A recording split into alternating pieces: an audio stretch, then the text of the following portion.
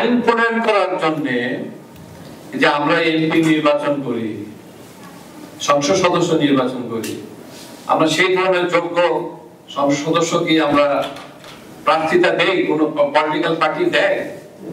আমরা দেখি যে পার্লামেন্টে 60% এর উপর ব্যবসায়ীরা এমপি ইলেকশন হয়ে যায়, তারা প্রতিনিধিত্ব করতেছে, যেটা কোনো মতেই কাম্য না। এই ব্যবসাটা কিভাবে আইন প্রণয়ন করবে?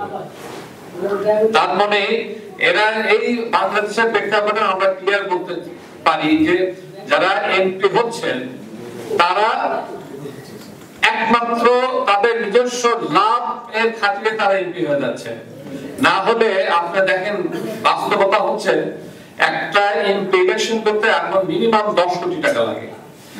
10 কোটি টাকা খরচ করে আমি এমপি হব, তার জন্য প্রতিদ্বন্দ্বিতা হচ্ছে।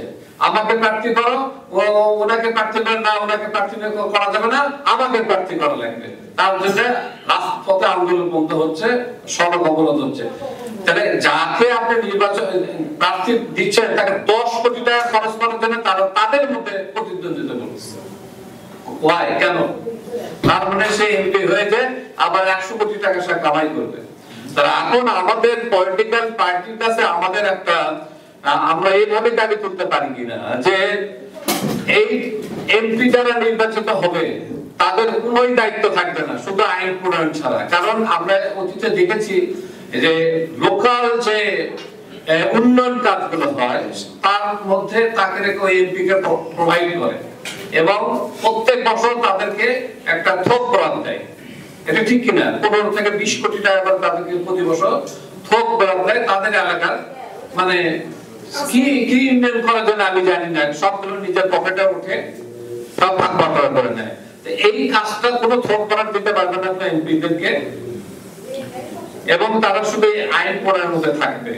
তাহলে দেখবেন যে দুর্নীতি অনেক কমে আসবে। আমরা আশা করি আমরা যারা এখানে আছি পলিটিক্যাল পার্টিদের কাছে আমরা দাবি তুলি যে দুর্নীতির প্রথম সূত্রটা হচ্ছে জাতীয় সংসদ থেকে ওই এমপিদের হচ্ছে যে আপনার পা কাটতে হবে, মাথা কাটতে হবে। তারা যেন আর কোনো কাজ করতে পারে না এক্সেপ্ট আইন প্রণয়ন ছাড়া।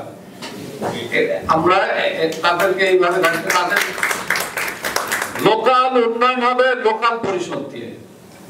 তার পৌরসভা আছে, আপনার জেলা পরিষদ আছে, উপজেলা পরিষদ আছে, তাদের মাধ্যমে সমস্ত উন্নয়ন কাজগুলো হবে। এমপিদের কোনো ইনভলভমেন্ট স্থানীয় উন্নয়নে থাকবে না।